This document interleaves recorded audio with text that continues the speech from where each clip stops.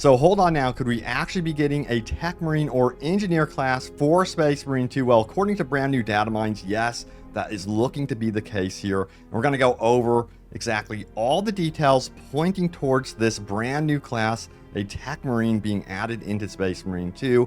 And yeah, remember, this is Datamined information. This would be classified as a leak, but these data miners have been so on point in the past that yes, I'm definitely going to be reporting on this, and we'll see if it comes to fruition. If it actually does happen, that'd be really, really cool, and would of course be amazing for a horde mode because of the abilities that a Tech Marine can offer.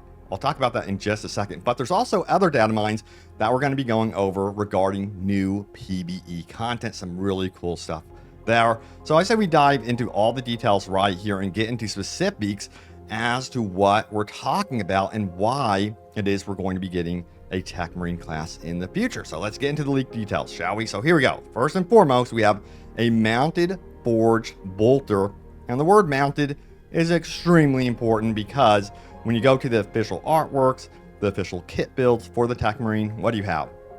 You have mounted weapons, mounted bolters, all sorts of cool stuff. You also have this really cool repair arm thing as well, which could mean that the Tech Marine could repair stuff, which would bode well for horde mode, meaning that you would have defenses that you could repair, you know, turrets, all sorts of cool stuff. Again, that's speculation, remember that, but that would make a lot of sense, at least in my mind.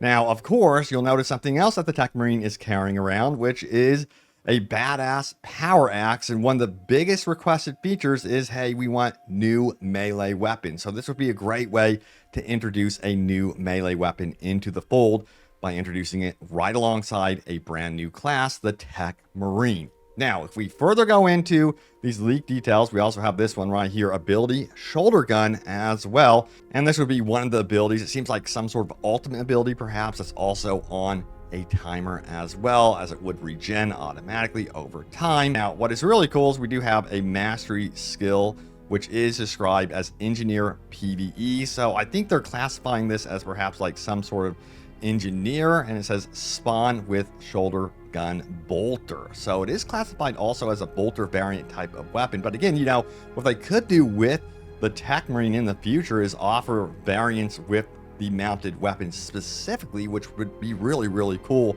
when you're facing off against Tyranids versus like Chaos. The differences would really matter what type of mounted weapon you utilize, which I think would be badass, especially when we're talking more about like horde mode type stuff.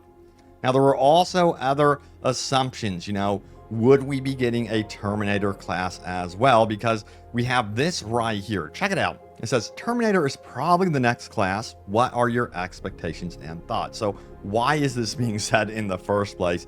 This is according to other data mines. It says, it seems that this is made by the mod author using the official model, because I saw from other places that this model exists in the PTS version. It is estimated that soon, perhaps in version 8, we will see the Terminator appear in an official new class. And we got a response here from the mod author saying this: hello, the model creator here. The model is fully custom. It does not exist in the PTS. So I would not expect the Terminator to be the next class in rotation. I think that's a bit of a stretch right now. However, there were some leaks indicating that we would perhaps be getting a Terminator as like an NPC or something like that. But again, that's heavy speculation, and that would probably be very much work in progress. So yeah, we'll see if that pans out to be true or not. But a lot of you guys are probably wondering, hey Robbie, what about the new PvE content and details there? Again, this is all data mine stuff, but it looks like we're going to be getting a total of 3 new PvE centric missions. One is called Ship, we have Relay, and of course we have what is called Dread.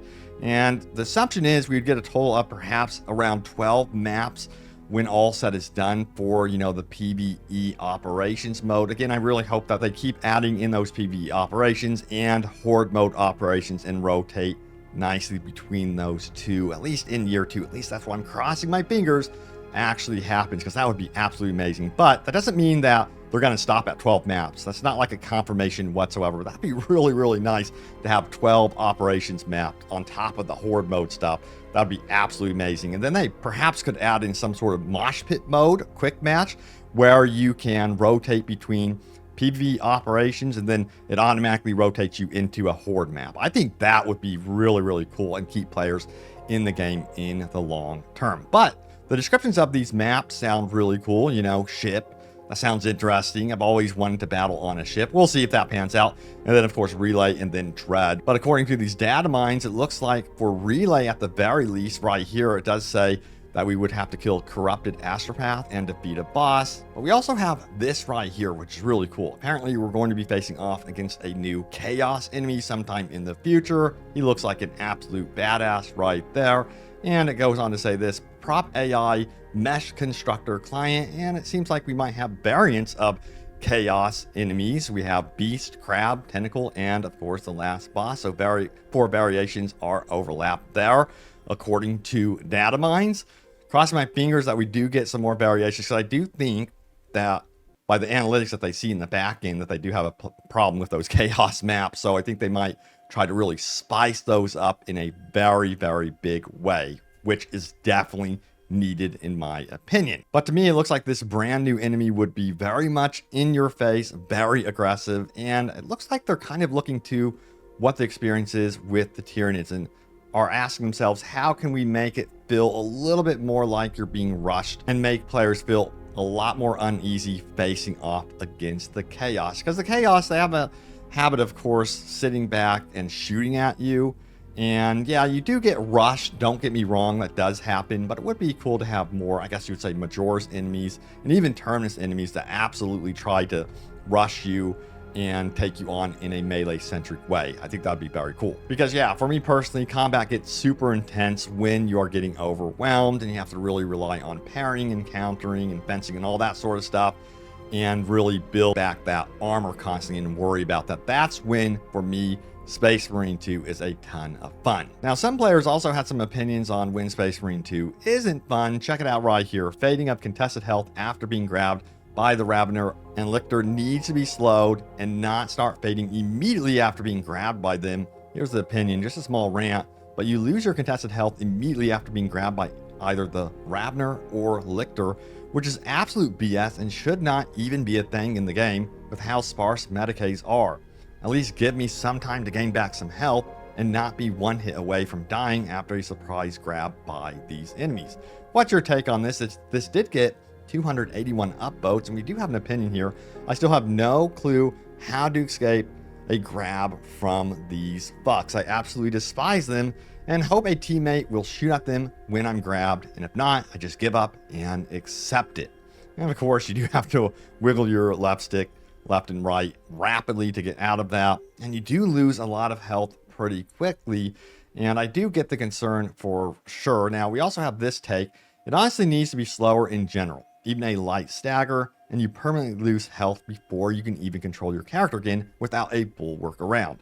It genuinely feels so shit how fast it dissipates. I tell myself I could probably solo Absolute on other classes until I remember that I have about half a second to heal myself before I'm just fucked.